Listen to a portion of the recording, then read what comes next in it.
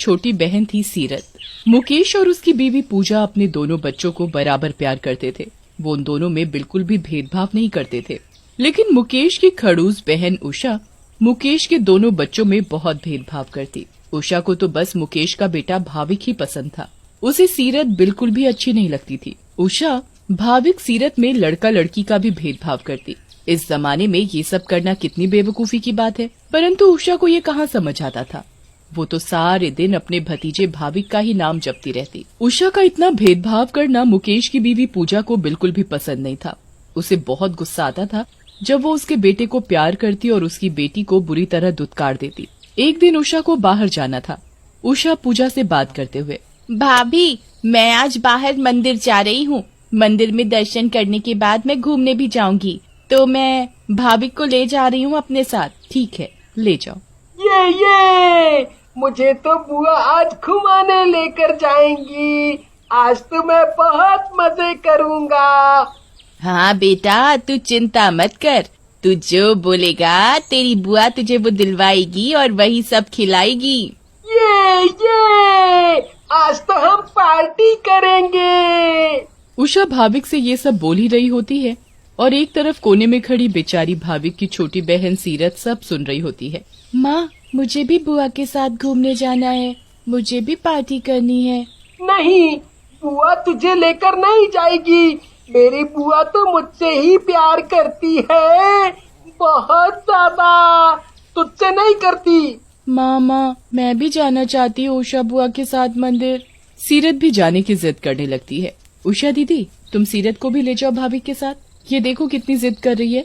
इसका भी मन कर रहा है आज घूमने का। अरे भाभी, मैं 2 बच्चों को एक साथ संभाल नहीं पाऊंगी। सीरत अभी छोटी है, मैं इसे बाहर लेकर जाने का अभी रिस्क नहीं ले सकती। देखा क्या कहा था मैंने सीरत। मेरी बुआ मुझे बहुत प्यार करती है। सिर्फ और सिर्फ मुझे ही लेकर जाएगी, तुझे नहीं लेकर जाएगी।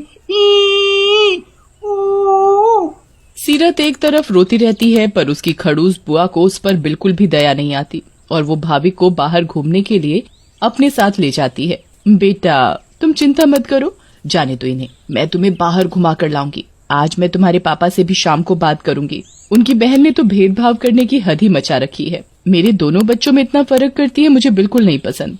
एक तरफ भाविक अपनी बुआ के साथ बाहर घूम रहा होता है, तरह तरह की चीजें खा रहा होता है। उसकी बुआ उसको तरह तरह के खिलौने भी दिलवाती है, तो दूसरी तरफ सीरत बहुत रो रही होती है। माँ, मेरे साथ बुआ ऐसा क्यों करती है? मेरा आज बहुत मन था बाहर घूमने का। मैंने तो कभी बुआ के साथ उल्टा भी नहीं बोला। फिर बुआ मुझे कम और भाई को ज्यादा प्यार क्यों करती है? पूजा के पास सीरत की बात का कोई जवाब नहीं था। बेटा, ये तो मैं खुद नहीं समझ पा रही। आखिर तुम्हारी बुआ तुम दोनों में इतना भेदभाव क्यों करती है?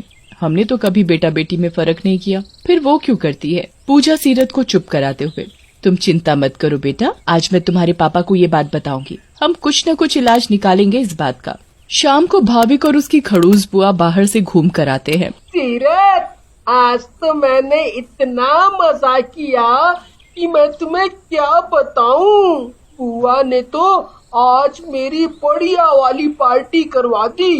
मैंने झूले झूले, बढ़िया बढ़िया खाना खाया और बुआ ने तो मुझे खिलौने भी दिलवाए।